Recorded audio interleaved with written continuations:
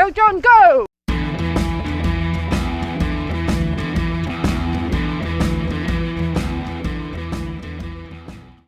So it's Friday afternoon, work is finished for the week and we are off to do our big session for this week's big training. So today's session is 8 times 1 mile at a pace between marathon and half marathon pace with 90 seconds recovery between each of those miles.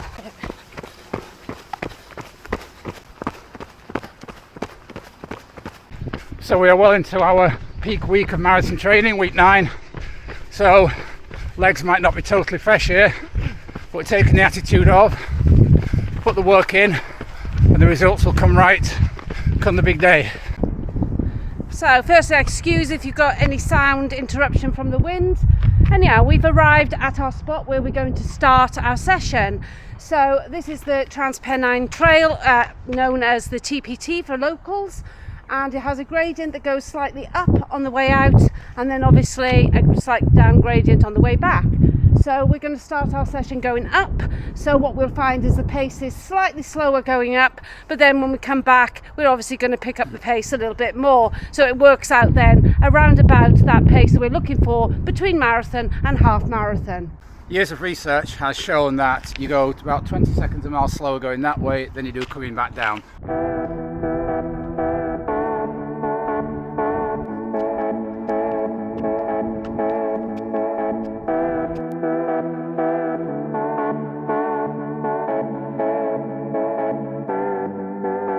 So I've worked out our paces at what should be between half marathon and marathon. I think I'm looking to average around 7:15, and yourself?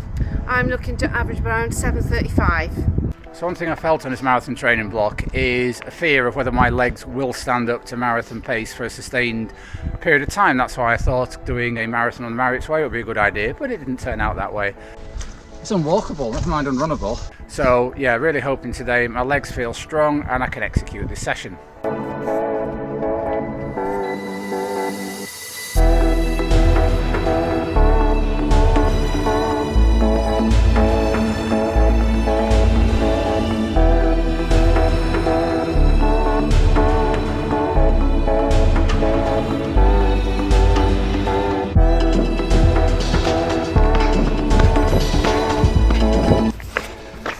So first mile's 7:24, which given the fact that's up would be an average of 7:14, so spot on. What did you get? 7:47. Which again is right near, because that will be 7:37 if it were flat. So a good first mile.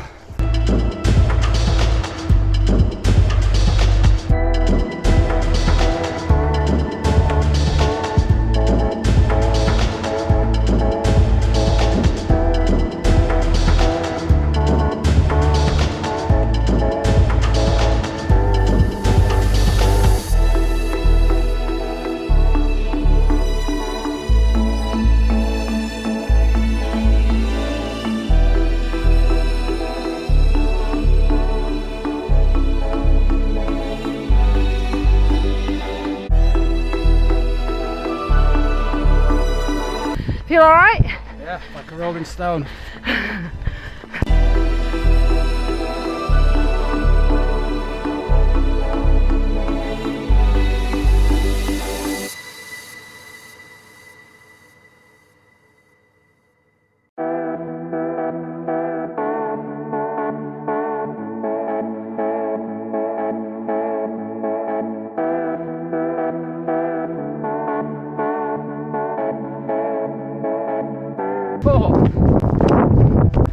Go John, go! So I'm starting just behind John because he's going a bit quicker than me. I'm on my 90 seconds jog recovery, so I'm just jogging up and down, keeping it nice and easy. Lost a bit of signal on the last one. I was actually on 7:40 pace, and all of a sudden it jumped to 7:57, but we don't take any notice of that, we just keep going.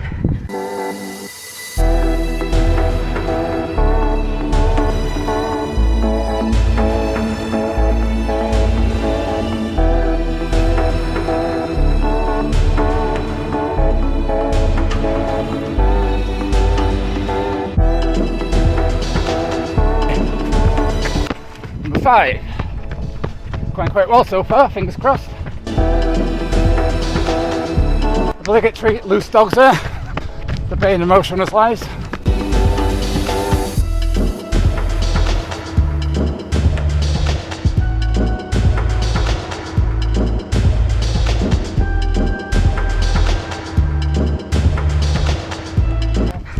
And he's off on number 5. Number 6. Maths has never been my strong point, but when you can't count to 6, I think there's a bit of a problem there. Here we go, my number 6.